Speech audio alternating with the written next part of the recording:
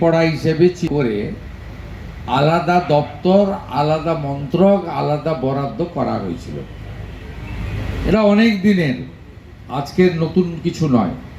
একটি উত্তরবঙ্গ উন্নয়ন দপ্তর, একটি সুন্দরবন উন্নয়ন দপ্তর, আর একটি হচ্ছে পশ্চিমাঞ্চল উন্নয়ন দপ্তর। এবং পশ্চিমাঞ্চল উন্নয়ন দপ্তরের অধীন মোট 76টি ব্লক রয়েছে, গ্রামীণ এলাকা। এই ব্লক এলাকাতে আমাদের ডেভেলপমেন্টের কাজ করতে হবে। এখানে পরিকাঠামোগত উন্নয়ন,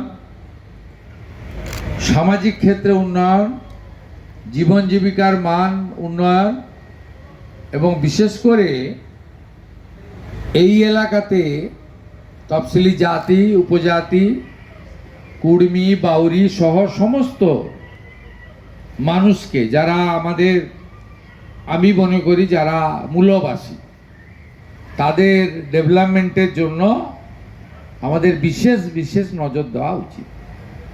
2019 সালে ঝাড়গ্রাম, আসানসোল, বর্ধমান, দুর্গাপুর, বাঁকুড়া, বিষ্ণুপুর, পুরুলিয়া, মেদিনীপুর আসন ভারতীয় জনতা পার্টি জেতার পরে প্রাক্তন মুখ্যমন্ত্রীর রাগ এসে পড়ে এখানকার মানুষের উপরে। সেই কারণে তিনি তার 2021 থেকে 26 সময়কালে পশ্চিমাঞ্চল উন্নয়ন দপ্তরকে অকেজো করে রেখেছিলেন, উন্নয়ন থেকে বঞ্চিত করে রেখেছিলেন। বীরভূমকে, পশ্চিমকে, বাঁকুড়া, পুরুলিয়া, ঝাড়গ্রাম, পশ্চিম মেদিনীপুরকে, পূর্ব বর্ধমানের বীরভূম অংশকে।